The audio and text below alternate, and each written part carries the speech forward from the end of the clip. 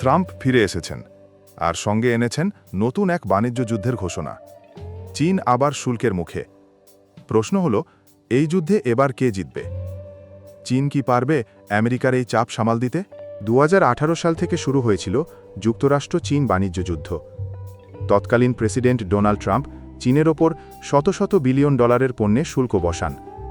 মূল কারণ ছিল চীনের ট্রেড সারপ্লাস, মেধাস্বত্ব চুরি, আমেরিকান প্রযুক্তির অপব্যবহার। চীনও পাল্টা ব্যবস্থা নেয়, ফলে বিশ্ববাজারে শুরু হয় অস্থিরতা।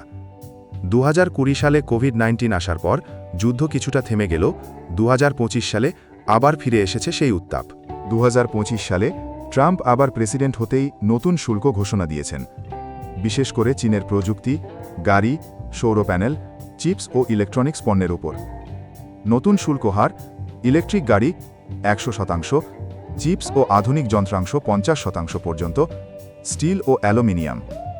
এই শুল্কের প্রভাব পড়তে শুরু করেছে আমেরিকান আমদানিকারকদের ওপর।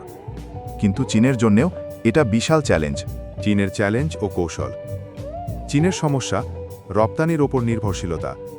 দেশের অভ্যন্তরে চাহিদা কমে গেছে, যুব বেকারত্ব বৃদ্ধি, রিয়েল এস্টেট খাত সংকটে।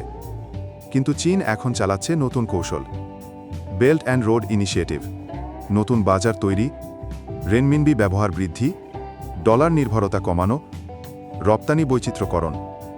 আফ্রিকা, ল্যাটিন আমেরিকা, মিডল ইস্টের দিকে ঝুঁক। তবে এই কৌশলগুলো কতটা কার্যকর হবে এখন সেটাই দেখার বিষয়। বিশ্বের প্রতিক্রিয়া: এই বাণিজ্য যুদ্ধের প্রভাব শুধু যুক্তরাষ্ট্র ও চীনের মধ্যে সীমাবদ্ধ নয়। ইউরোপিয়ান ইউনিয়ন উদ্বিগ্ন।